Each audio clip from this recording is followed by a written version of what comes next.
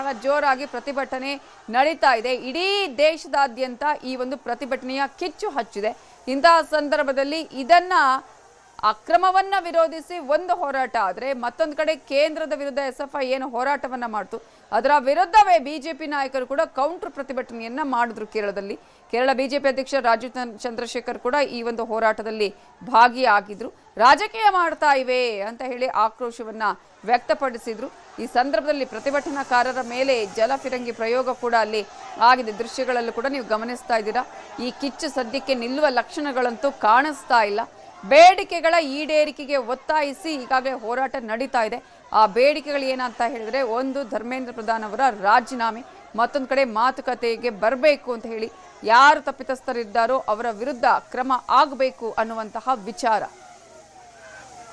ರಾಂಚಿಯಲ್ಲೂ ಕಾಂಗ್ರೆಸ್ನಿಂದ ನೀಟ್ ಹೋರಾಟ ನಡೀತಾ ಇದೆ. ಸಚಿವ ಪ್ರಧಾನ್ ರಾಜೀನಾಮೆಗೆ ಆಗ್ರಹಿಸಿ ಪ್ರತಿಭಟನೆಯನ್ನ ಕೈಗೊಳ್ಳಲಾಗಿದೆ. ಪೊಲೀಸರ ಜೊತೆ ಕಾರ್ಯಕರ್ತರು ವಾಗ್ವಾದವನ್ನ ಮಾಡಿದ್ದಾರೆ. ರಾಂಚಿಯಲ್ಲೂ ಕೂಡ ನೀಟ್ ಹೋರಾಟ, ಮತ್ತೊಂದು ಕಡೆ ಬಿಹಾರದ ದಾನಪುರದಲ್ಲೂ ದೊಡ್ಡ ಗಲಾಟೆಯಾಗಿದೆ. ತಮಿಳುನಾಡಿನ ಮಧುರೈನಲ್ಲೂ ಪ್ರತಿಭಟನೆಯನ್ನ ಮಾಡಲಾಗಿದೆ. ದೃಶ್ಯಗಳಲ್ಲಿ ನಿಮಗೆ ತೋರಿಸ್ತಾ ಇದ್ದೀವಿ. ರಾಂಚಿ, ಬಿಹಾರ, ತಮಿಳುನಾಡಿನ ಮಧುರೈ ಎಲ್ಲಾ ಕಡೆ ಕೂಡ ಈಗಾಗಲೇ ಪ್ರತಿಭಟನೆಯ ಕಿಚ್ಚು ಜೋರಾಗಿ ಹಬ್ಬಿದೆ. ನೀಟ್ ಪ್ರಶ್ನೆ ಪತ್ರಿಕೆ ಸೋರಿಕೆ ವಿರುದ್ಧ ಪ್ರಧಾನಿ ನರೇಂದ್ರ ಮೋದಿ ಸಮರ ಸಾರಿದ್ದಾರೆ.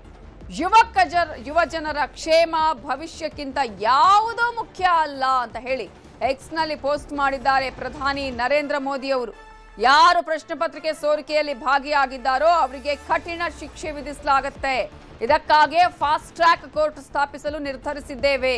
ಸಂಬಂಧಪಟ್ಟ ಅಧಿಕಾರಿಗಳಿಗೆ ಇದರ ಬಗ್ಗೆ ಸೂಚನೆಯನ್ನು ಕೂಡ ಕೊಟ್ಟಿದ್ದೇವೆ.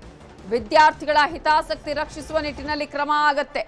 ಯುವ ಜನತೆಯ ಭವಿಷ್ಯಕ್ಕೆ ಹಾನಿಯಾದರೆ ಸುಮ್ಮನೆ ಬಿಡಲ್ಲ ಅಂತ ಹೇಳಿ ನೀಟ್ ಪ್ರಶ್ನೆ ಪತ್ರಿಕೆ ಸೋರಿಕೆ ವಿರುದ್ಧ ಪ್ರಧಾನಿ ಸಮರವನ್ನ ಸಾರಿದ್ದಾರೆ.